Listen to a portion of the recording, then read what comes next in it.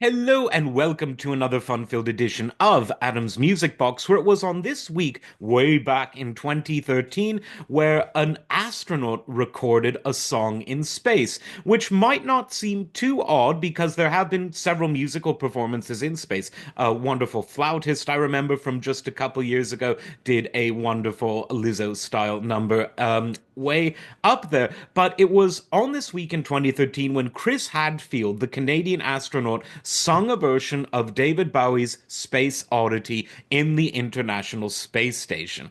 And this is interesting on several levels. First of all, there's the original song, which marked a real sort of change in the way we thought of space. Now, typically in the 50s and in the 60s, up till the final years of the 60s, art and music about space had generally been optimistic. Think the Jetsons, think, the space age. We're all going to be, going into, ice cream stores and bars on Mars and all of the rest of it. But by the late 60s, the general cynicism around things like the war in Vietnam and all of the cynical attitudes that arose through the assassinations of people like Martin Luther King, Malcolm X, Robert F. Kennedy Jr., and others, it got people to look at the more pessimistic side of things. And there had been accidents in the space program, things like the Apollo 11 disaster, etc. Oh, sorry, the Apollo 1. 11 was a successful one. But I know some people think it never happened. That's cool. I don't know.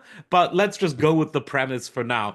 But by the late 60s, like I said, cynicism was sinking in. And there were two great pieces of art that expressed this. One was 2001: A Space Odyssey by Stanley Kubrick, one of the finest films of all time, that's all about technology and man's relationship breaking down. And then, of course, shortly thereafter, David Bowie did his Space Oddity, the tale of a man lost in space, telling his wife he loves her and bidding everyone a stoic and quite sad farewell. It's a very sad song, very popular, but a very, very sad song. But a very beautiful song. Rick Wakeman plays Mellotron on it, which really helps give it a spacey edge to it. And Bowie has performed it live at so many concerts ever since. And it didn't take away from the fact that space remains in many ways associated with optimism, perhaps now more again than at any other time since the late 60s, early 70s, when the pessimism was starting to sink in, but then men went on the moon and the optimism came back, peaks and troughs with all of these things.